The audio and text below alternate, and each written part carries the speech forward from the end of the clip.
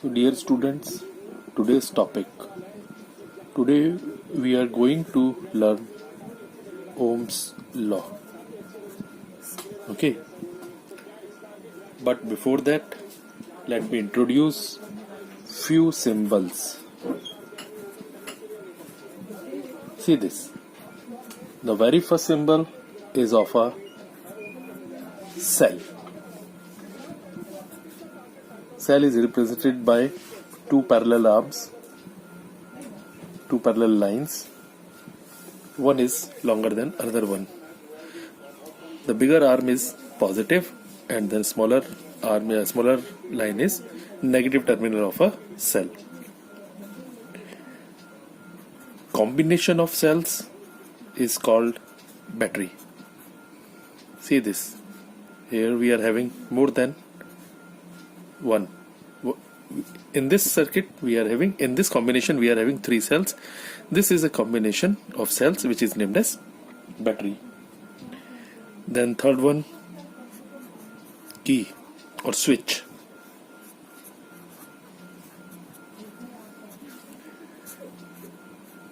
This is the symbol of open key, and by putting a dot we can show the symbol of close switch.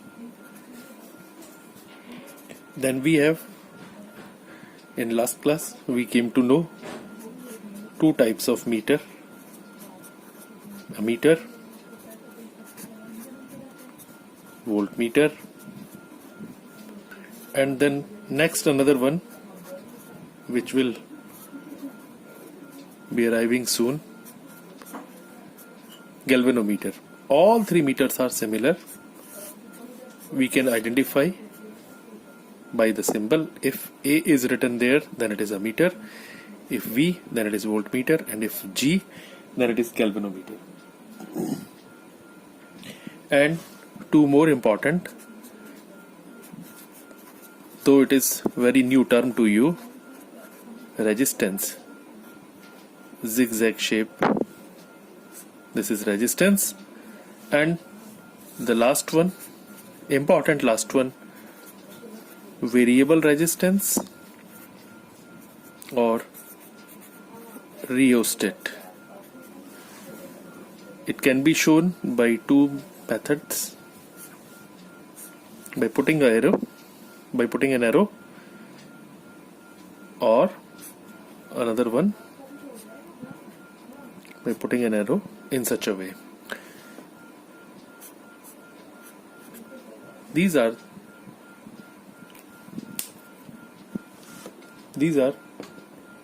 rheostat. Now come to Ohm's law. Finally, this one is one of the most important question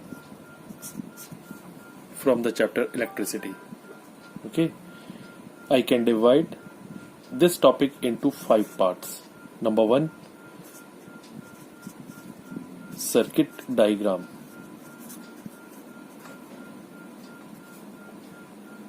So we need to recall, we need 6 components to create a circuit diagram to prove Ohm's law. The very first thing, it is a cell. Another thing, key, and then rheostat. I am putting a meter here, then voltmeter. It will confuse to you, but I will explain later. The last one, this is one resistance. Okay, so see, the importance of this diagram is everywhere this side of ammeter will be connected to positive terminal of battery. That's why positive is connected to positive, and this is again positive. You can see it is also connected to positive terminal of battery. The second one will be automatically negative terminal. As we know, current always flows from positive terminal of battery to negative terminal So we can represent this as the direction of current I. So let us rename or let us label them. This is battery, this is key, this is rheostat which is having symbol RH, this is ammeter, this is voltmeter, and this is resistance. So this is high time to explain that ammeter is connected in series. So see this, voltmeter is connected in a parallel combination to resistance. मैं इसको ऐसे कह सकता हूं कि voltmeter की एक arm resistance की एक आर्म से और वोल्टमीटर की दूसरी आर्म रेजिस्टेंस की दूसरी आर्म से कनेक्टेड है, इसलिए ये पैरेलल कॉम्बिनेशन में है। जबकि अमीटर को अगर आप देखेंगे तो इसकी एक आर्म रेजिस्टेंस की एक आर्म से, फिर रेजिस्टेंस की एक आर्म रियोस्टेट की एक आर्म से, रियोस्टेट की सेकेंड आर्म की से, की बैटरी से, और बैटरी अमीटर से। So this type of combination is named as series combination. जबकि यहाँ पर V और R अगर आप देखेंगे तो R और V सेपरेटली कनेक्टेड है। आपको ऑल्टरनेटिव सर्किट्स भी यहाँ पर मिल जाएंगे जहां पर हम रेजिस्टेंस सबसे पहले बना लेते हैं, then I need to draw a meter, then a cell, a key, a rheostat in a similar manner, and here we can show very clearly that voltmeter is connected to parallel to the resistance. The remaining things are exactly same. It is E, K, RH. So this is one of the important diagram. You can see here, except voltmeter, we have 5 components: battery, ammeter, resistance, rheostat, and key. They all are connected in series combination, while the voltmeter is connected in parallel combination. Okay, so you must do a lot of practice to draw this diagram. This is important one. The second thing, as far as observation is concerned, we have one graphical representation between V and I. George Simon Ohm performed that experiment and he found that when we plot a graph between V and I, V may be in volt, I may be in ampere or milliampere, I'm not writing any units, then he found that the nature of graph is a straight line.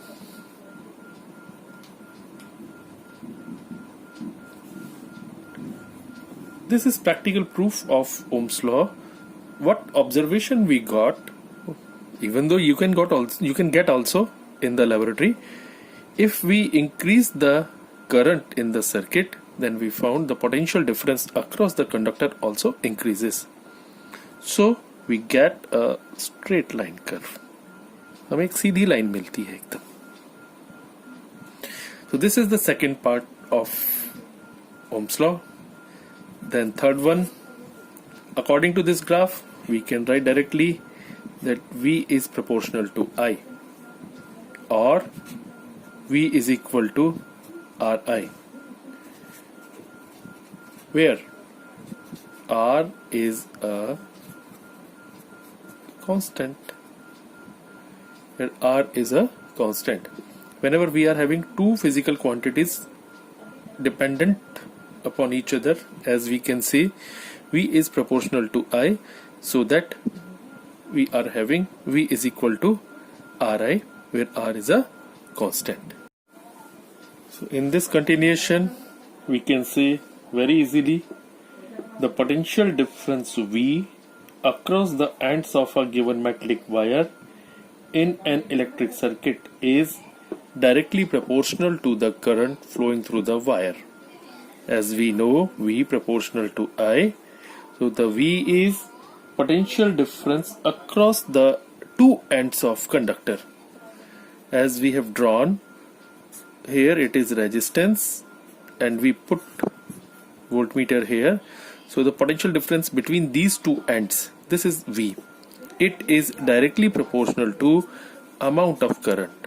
Means if we increase the current, we found that potential drop or potential difference also increases. Vice versa, if we decrease the current, then potential drop across the ends of two conductors also decreases. So this is called Ohm's law. Yes, we have to take care here. One thing is kept always constant, that is temperature. The temperature of the system almost kept constant. There is no effect of temperature on it. Okay, so this one is the third point or fourth point. I just recall the first one is circuit diagram to obtain Ohm's law. Number 2, graphical representation. Number 3, mathematical representation where V proportional to I, V is equal to Ri, and here R is a constant. And then fourth one, that is definition. You can find it in your textbook very well, where it is clearly mentioned the potential difference across the ends of conductor is directly proportional to amount of current flowing through the conductor while we kept temperature constant. And then last point, let us discuss what is R. R, which is named as constant, is called resistance of circuit. What is resistance? We can say very easily, this is obstacle in the path of electrons. As we know very well, in a circuit, electron always flows whenever there is some current. But due to some elements available in the material, they always feel some obstacle in their path. This obstacle is named as resistance. We can define R is equal to V upon I, means resistance is what? Resistance is equal to potential difference across the two ends of conductor whenever current I flows through the conductor. This is simply ratio of the potential difference to the current which is flowing through the circuit. The important thing with the definition, you can also find definition from textbook, but the important thing, the unit of resistance. Unit of resistance can be found easily from the last class. We know the unit of potential is volt, the unit of current is ampere. So the unit of resistance is volt per ampere. But as we know very well, we can define it by single unit. Hence, this volt per ampere is also named as ohm, whose symbol is omega. So ohm is the unit of resistance. So wherever we got that something is mentioned in terms of ohm, some physical quantity is mentioned in terms of ohm, then it is 100% resistance. Again, today's homework for you, you have to define 1 ohm. If you have gone through last class where we discussed define 1 ampere, define 1 volt, in the same way we can define 1 ohm. So look at this formula. You need this formula R is equal to V upon I to define this unit. So 1 ohm is the resistance of conductor whenever 1 volt is potential difference across the two ends of conductor when 1 ampere current flows through it. I can say very easily 1 ohm is equal to 1 volt upon 1 ampere. Okay, so whenever we found that potential drop across the two ends of conductor is 1 volt, when 1 ampere current is flowing through the circuit, the resistance will be 1 ohm. This is the definition of 1 ohm. The resistance is simply, we can say, inversely proportional to amount of current. It is very much clear. If we have more current, if we need more current, then resistance must be low. Here we can see R is inversely proportional to I. Simply we have potential, which is a constant quantity here. If we kept potential constant, then R is proportional to I. It means if more resistance, then less current. If we have less resistance, then we will have more current. Simply one can say, if we increase the resistance to double, then current will become half. If we increase resistance thrice to its value, then current will become 1/3 of its initial value. So this is all about Ohm's law. Be clear, this is one of the important topic. You have to draw twice or thrice the circuit diagram to obtain Ohm's law. Keep in practice the graph between V and I, and using this you can say we can write mathematical formulation, as well as we can define the definition of Ohm's law. We can define we can write a statement of Ohm's law, and using this we can define the resistance, as well as we can write